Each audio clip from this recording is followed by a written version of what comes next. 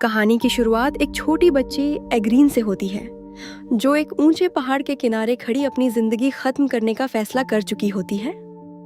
इसके बाद कहानी फ्लैशबैक में जाती है, जहां हम जंग से तबाह हुए एक रिफ्यूजी कैंप को देखते हैं। यहाँ रहने वाले लोग हर दिन डर और भूख के बीच जी रहे होते हैं। इसी कैंप में सैटेलाइट नाम का एक लड़का सब बच्चों का लीडर होता है। वह टीवी एंटेना ठीक करता है और गांव वालों को जंग की खबरें सुनाता है, क्योंकि सबको यह जानना होता है कि युद्ध कब खत्म होगा। एक दिन एग्रीन अपने बड़े भाई और एक छोटे बच्चे के साथ इस कैंप में आती है।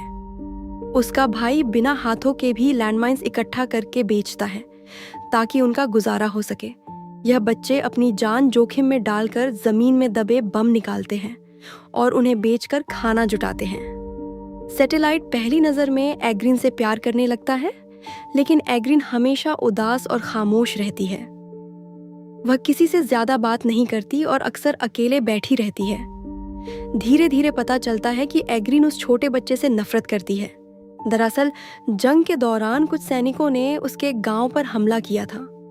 उसके माँ बाप मारे गए और एग्रीन की जिंदगी पूरी तरह बर्बाद हो गई। वही छोटा बच्चा उन दरिंदों में से एक का बेटा होता है, जिसे एग्रीन और उसके भाई ने अपने साथ रखा हुआ है। यही वजह है कि एग्रीन उस बच्चे को अपनाना चाहकर भी उससे दूर भागती रहती है। हालांकि कई बार उसके अंदर उस बच्चे के लिए ममता भी दिखाई देती है। दूसरी तरफ कैंप के बच्चे हर दिन मौत के साए में जी रहे होते हैं। कोई माइंस इकट्ठा कर रहा होता है तो कोई जंग के हथियारों के टूटे हिस्से बेचकर पेट भरने की कोशिश करता है।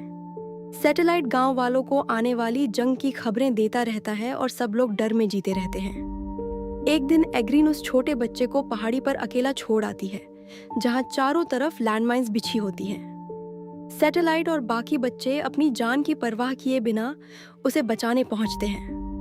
तभी एक जोरदार धमाका होता है, जिसमें सैटेलाइट घायल हो जाता है, लेकिन बच्चा बच जाता है। इसके बाद जंग खत्म होने की खबर फैल जाती है और लोग रिफ्यूजी कैंप छोड़कर वापस जाने लगते हैं। लेकिन एग्रीन अपने अंदर के दर्द और डर से बाहर नहीं निकल पाती। आखिर में वह उस बच्चे को नदी में डुबो देती है और खुद भी पहाड़ से कूदकर अपनी जिंदगी खत्म कर लेती है। जब उसका भाई उसे ढूंढते हुए पहाड़ तक पहुंचता है, तो वहां उसे सिर्फ एग्रीन के जूते मिलते हैं और वह समझ जाता है कि उसकी बहन अब इस दुनिया में नहीं रही। और आखिर में यह कहानी हमें एहसास दिलाती है कि जंग कभी किसी की नहीं होती। इसमें सिर्फ मासूम लोग अपनी खुशियां, अपना बचपन और कभी-कभी अपनी पूरी जिंदगी खो देते हैं। एग्रीन की दर्द भरी कहानी भी उन्हीं लाखों बेगुनाह लोगों की कहानी है, जिन्हें हालात ने जीते जी तोड़ दिया।